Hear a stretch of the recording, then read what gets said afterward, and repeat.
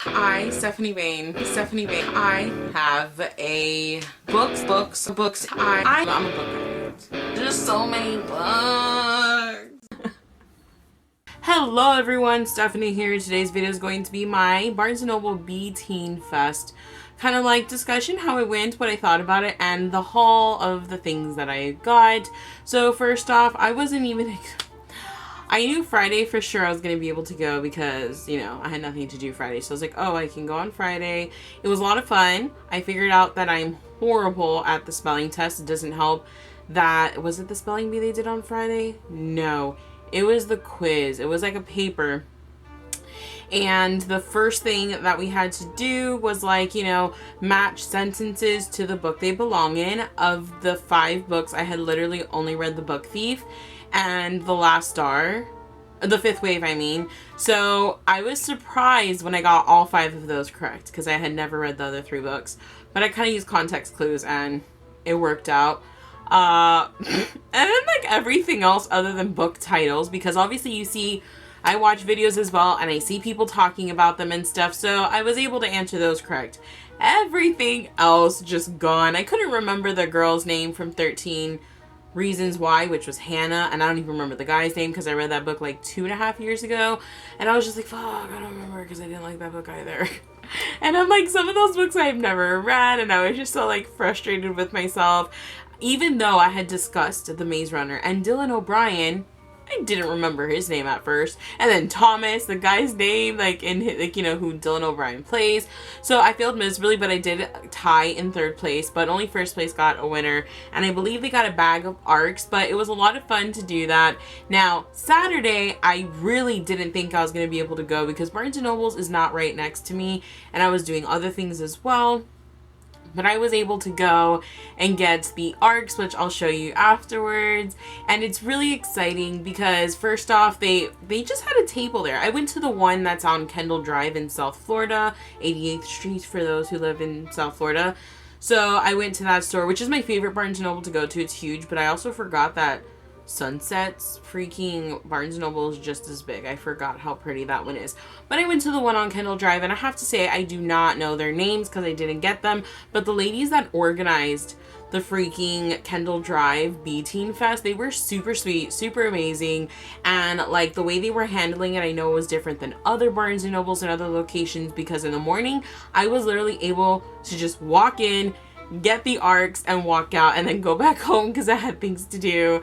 And then I was able to make it for a small period of time. I ended up going back up because my sister forgot, like something happened and she was going to this thing, so I had to go all the way back over. And I was like, but I can spend a few minutes at the B-Teen Fest. I figured out that first off, I can't spell for crap, especially when you don't read or watch any of the things they're talking about, because the spelling bee was Harry Potter, which I was too slow to get up and actually get in the line for that one because I would have gone Harry Potter. But I've never read Eragon, Lord of the Rings, or watched the movies for that matter because I don't like the Lord of the Rings movies. And Doctor Who. I ended up on Eragon's team and freaking Doctor Who couldn't spell any of them. Some of those words were really, like, ridiculously hard. Like, one of them was regeneration. I was like, why couldn't that be my word? Okay, I could get that word. But it was a lot of fun. Like, the people that were there, they were, like, the teens, you know, because I was probably the only one that wasn't actually a teen. But, whatever, I got the ARC, so I didn't win that. But it was just a lot of fun, the little bit of time I was able to go. And I was not able to go, unfortunately, on Sunday. Because, you know, adulting, life, just shit happens. But it was just so much fun. And I think, first off, I think that Barnes & Noble, the fact that they even did that and were handing out advanced copies and like little samples, and they gave out pins for Diabolic, I think is what it's called. I don't have them right next to me, and because I'm in a little corner, I'm not going to get up and get them. But they were like little teeny tiny pins, so I'm super excited to like put that on a tote bag that I ended up buying from Barnes & Noble. Got it for me. But it was just, again, it was so much fun. The people were amazing at that Barnes & Noble. I mean, I wonder if you guys went, what was your experience there? Were you guys able to just like get the ARCs? Because I know that another store was not like that. I want to say it was Sunsets. Like, you went in and they just didn't have them like out the way the Kendall Drive one did. But honestly, like, that's really all I have to say. It was a lot of fun. It was a great thing to do on a weekend. I just wish I could have been there longer and for like everything. But hopefully next year it's just, you know, helping my sister move and stuff. It was a process, and it was just doing things. I was doing things and they got in the way. But anyway, first I'm going to show you like all of the little things that I got, like this chapter samplers of books that are coming out, and I actually don't mind them. I already read the back of a poster that they were handing out, and the poster's gorgeous. I literally have it on my wall. I got this, which is the Bone Witch poster by Rin Chupeco. The other thing I have here is a Fierce Reads coloring book, and it just has the covers for like Flawed by Cecilia Ahern, Heartless by Marissa Meyer, and Mortal Danger, and The Square Root of Summer. And you color, this is The Kiss of Deception. You color in the book title and the author, and I thought that was so cute. And then the million little chapter samplers I have is The Fever Code by James Dashner. Obviously can't read this because I haven't read any of them. I also got The Call by Peter O'Gillian, and it's 3 minutes to save your life. That's what it says in the front. But this, honestly, I read the little thing in the back. I was like, yeah, that sounds like it's going to be creepy and awesome.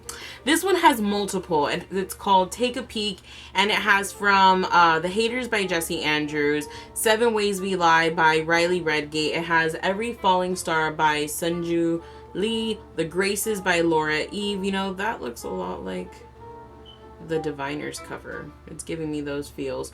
It has Maresi by Maria Turchaninoff, The Romantics by Leah Conan, and then the movie version by Emma Wunsch. So that, like, it just has like little chapter samplers of all of those books I named. This is Melissa De La Cruz, Something in Between. It's Not Me, It's You by Stephanie Kate Strom. Carve the Mark by Veronica Roth. I'm super excited about this. Randomly though, it starts on chapter 7, and I think I'm still gonna read it because why not? But I'm really excited about this. Like, I want to read. I can't wait for that book to come out. Tales of the Peculiar by Ransom Riggs. Even though I'm not gonna continue the series, this is so pretty. Like, I want this on a poster. That is stunning. I also have The Diabolic, which is what I got the first night, by S.J. Kincaid. Sounds really interesting. Like, just like the little tagline is nothing can prepare you for Nemesis. A diabolic is ruthless. A diabolic is powerful. A diabolic has a single task: kill, in order to protect the person you've been created for. So, like, for Nemesis, the person is Sidonia. Like, I don't know. This just sounds amazing. Comes out November 1st, 2016. Super excited about that. And the last one is The Amateurs by Sarah Shepard. My favorite thing are the arcs. I walked in, they just had the table, and they're like, oh, you can get one of each. And there was 8 arcs. I'm just so excited about these. Like, I'm just so excited. Like, first off, again, it's free. You don't have to pay for BeFest. You didn't have to. I just had to drive 30 minutes to get there, but like, I'm totally fine with that. And like, I'm just so excited. So, the first one I have here is Our Chemical Hearts by Crystal Sutherland. From what I gather, this is about a boy who's not really interested in anyone in his school until a new girl comes to school, but she's not like the typical girl. She wears baggy clothes and all this stuff, and just, you know, a romance blossoms from that. First love is an epic disaster. Super excited about that. Next is The 100 Lies of... Oh, wait. And this one will be available September of 2016, this year. The next one is The 100 Lies of Lizzie Lovett by Chelsea Sidoti. And if I'm correct, this is about a girl who wasn't trying to like get into an investigation, but she lives in like a sleepy town where nothing really happens. And when but only because Lisa Lovett's disappearance is the one fascinating mystery their sleepy town has ever had. And like, she ends up trying to find out what happened to Lizzie, I want to say Lizzie Lovett, and like, she ends up, you know, kind of getting too into it. But I'm really excited about this one. Like, the premise, it sounds a lot of fun. Next we have, oh wait, and this one comes out, did I already mention that? No, I don't think I did. This comes out January 2017. Next is Frost by M.P. Krasowski. And this one is about a girl who's lived in an apartment like forever. What was it? 16-year-old Frost understands why she spent her entire life in an abandoned apartment building because the outside world is like just kind of ruined and stuff, and she lived with her father and a dog, if I'm correct. Yes, she has a dying pet and she needs medicine for the poor animal. But like all she has is that pet and a robot that has her father's like consciousness, I guess, in a way, like his memories. That's how I'm getting it. It kind of sounds a little bit like, what is it, Chappie? But it sounds really interesting. So she ventures out into the world when she finds out that there is medicine available and that she can save her animal because that's her only companion that she has. So I'm like super excited to read this. Like that, first off, the cover like really got my attention. And whenever I was gonna say the back, but it's on the inside, I was like, ooh, that sounds really good. The next one I have is History Is All You Left Me by Adam Silvera. I heard a lot of people talking about this around BEA. But when Theo drowned, Griffin's heart shattered. Even after Theo went off to college and started dating someone else, Griffin believed they would still end up together. Now, reeling from grief and worsening OCD, Griffin embarks on a dangerous relationship with Theo's boyfriend and revisits his past and the truths he fought to keep hidden. Sounds really interesting. I don't read a lot LGBT, like stuff like that, so it'll be interesting. And I've heard great things about it, so I was really excited when this was on the table. The next one is We Know It Was You, and this one's about a girl who is like, what is it? I'm just going to read the back of this one because it's super short. It's better to know the truth, at least sometimes. Halfway through Friday night's football game, beautiful cheerleader Brittany Montag, dressed as the giant Winship Wildcat mascot, hurls herself off a bridge into Atlanta's surging Chattahoochee River. Just like that, she's gone. 8 days later, Benny Flax and Virginia Leeds will be the only ones who know why. I really can't wait to read this. This is probably, of all of them, like the very top of my list. Like that just sounds super awesome. It comes out October 4th of 2016. I also got Fate of Flames, which is book 1 in the Effigy series by Sarah Roffley. And this is about a world where they like have these people like effigies, and everyone knows the effigies, and the effigies have to do stuff, and they like if I'm correct, the effigies each have like a power when it relates to like the oh crap, what do you call it? Go with a unique classical element, and it turns out the girl ends up being named the next effigy, and she doesn't want to, and she has to like work with fire and stuff, but it sounds awesome. So again, super excited about this one. Next is Boy Robot by Simon Curtis, and this is just about a boy who he's a robot and his adoptive parents were killed. And a mysterious girl saved him from a team of soldiers. I don't, like, you know me, I don't read too much into it. And this is a very long synopsis. But again, super excited about this. I would like a poster of just like that hand. Like that was amazing. And the last one I got, I'm also really excited. Even though I've already read a book from this author and I wasn't a huge fan of it, when I heard the premise about this and everyone was talking around BEA time, I was like, ooh, I need that in my life. Like I can't wait till it comes out because it sounds really interesting. And that is Replica by Lauren Oliver. I was so happy when they had this there. But of course, this is, I don't even know exactly what it's about. I read the synopsis, and I'm not gonna lie, I've already forgotten. But it's told in 2 points of view. So you have Gemma's side of the story, Lyra's side of the story, and I know that you can read one story all the way through, flip it, read the other all the way through, or read one chapter of each and like, you know, alternating. But I know it's about one. Gemma has been in and out of hospitals her whole life. She's a sickly child. She's grown into a lonely adolescent whose life is circumscribed by homeschool and her best friend April.